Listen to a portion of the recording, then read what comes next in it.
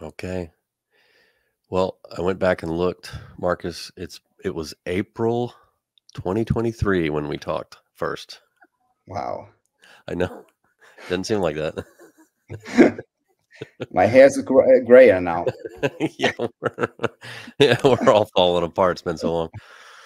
Uh, eh.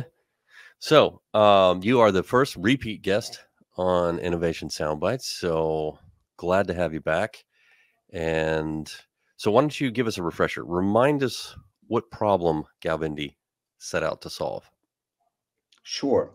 So mainly what we're doing is we're managing the core value asset of an accommodation provider, which is inventory, in a different way to allow them to sell more direct and higher value products, room products and experiences. And we do that by challenging the way we manage the inventory in the first place, because room inventory is managed in hotels and static categories. And there was a good reason for this in the past. But now that reason, with new AI technology, has gone away, and we can sell inventory in a novel way.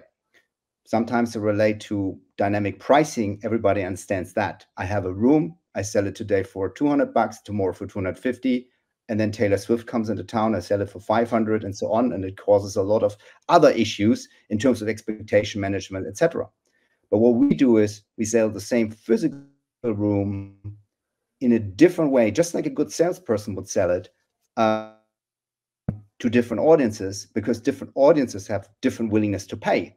And I could sell the same room highlighting different aspects and characteristics of the same room somebody would pay for, and highlight different aspects of the same room to another one, and they would pay for that. So for example, families maybe want connecting rooms and they want a larger thing, but couples, maybe they were looking more for the view, or romance. Singles, maybe they want to have a quietly located room, etc. And that could be all matching the same room, physical room, but we don't sell it this way. We sell standard room, deluxe room, junior suites, and so on. So that is the concept of dynamic inventory, and it solves the problem of giving control back to the accommodation operators to have a controlled distribution, drive more direct, drive higher value bookings, and also benefit from a lot of new automation, which is not possible with static inventory management. And this would you do you call it a platform or an Yeah, application? I call it a platform in terms of the basis is dynamic inventory is a platform which is attached to an extension of the property management system. It's connected to the Okay. property management system. And on that platform, you have different product modules. So you have, for example, the Next Generation IBE, which we call a sales engine, where we sell, like Amazon sells books, right? Other people who stayed on a Tuesday for 2 nights, liked high floor away from the elevator. Do you want that as well? 10 Got it. bucks more, Yeah. right? So this is a sales, but you have more products. You have, for example, new automation opportunities like room assignments. You know, reading out guest comments or doing all this kind of stuff is now possible, and then automate and then smartly allocating rooms and dynamically reallocating it, because this is complex, right? Your entire room plan changes with every new reservation. It's like a complex Tetris game, and this is tedious. And there we can use AI. There's a pricing element to this. We are pricing today room categories, meaning in predict room categories, standard, deluxe have a price point, but we do actually price individual room features and individual room units. So the standard room 101 might be having a different price as a standard room 102 because of the characteristics and the way how we sell it to different customers. So there's different components on that platform, different products. And what happened, obviously, we launched that platform last year, just right after we spoke.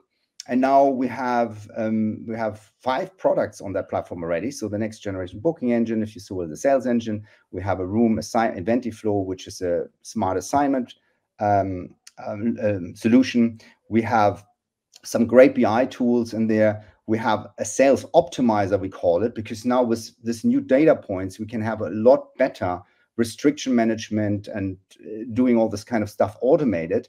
And we have a product called Flexi Channel, which allows us to connect a channel manager or other channels, let's say Booking.com or Expedia or whatever, and sell the same physical room in different ways to them. So we could say, oh, a classical use case is a hotel, maybe mid-scale hotel, wants to improve their guest ratings, and they always have problems when they get reservations from OTAs because they have some rooms and some not so nice rooms, and they want to improve and they always have to shift these guests into other rooms, otherwise they get the complaints. So they could create technically an exclusive standard room product for this OTA and ensure automatically that those guests are not landing in the not so nice rooms. So they automate the entire thing. This can also work for groups. This can work for any type of channel or customer segmentation. And that's what we call individualized distribution. And that's another product which basically attaches that dynamic inventory to a channel manager concept. So which of the 5 is gaining the most traction with the market? What are they liking the most? Well, the most, I mean, obviously the biggest impact is our sales engine, because you can sell directly. You can sell directly and get a real incentive to book direct, because you can boost your revenue right away. I mean, you have a shift in direct bookings, so meaning you shift some because you're selling something which nobody else sells on your own website. You sell more higher value products automatically because now you sell like Amazon. Oh, don't you want the high floor because other people like that as well? We can't do this through OTAs. And it's all then automated, and it's all smartly priced. So this is our first product, and obviously that has the most traction. But we are seeing now that pretty much every of our customer wants to have flexi channel, meaning, they want to sell now exclusively different products to the different OTAs, right? Subject to what type of property you are, right? So it depends. I mean, if you have a mid-scale property and every room is the same, then there's very effective use cases for this kind of stuff.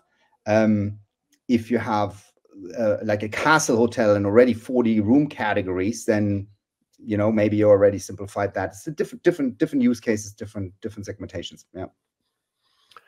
So talk to us about the integrations. I mean, is it integration heavy, right? I mean, because the data's got to flow into your platform.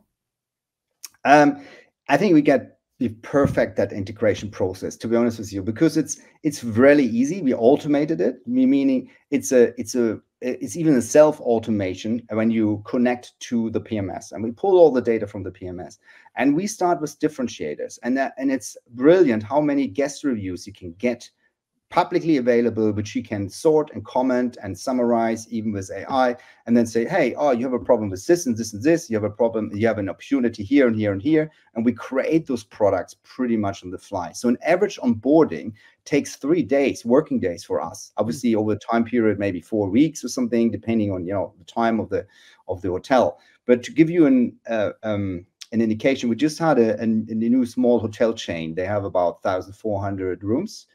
We are live within the whole 1,400 rooms, 4 weeks, completely live. Yeah. I don't think that's, it doesn't sound like a heavy, I mean, yes, I mean, in the beginning, we had to experiment a lot, right? But now we're getting into a scalable onboarding process. Yeah.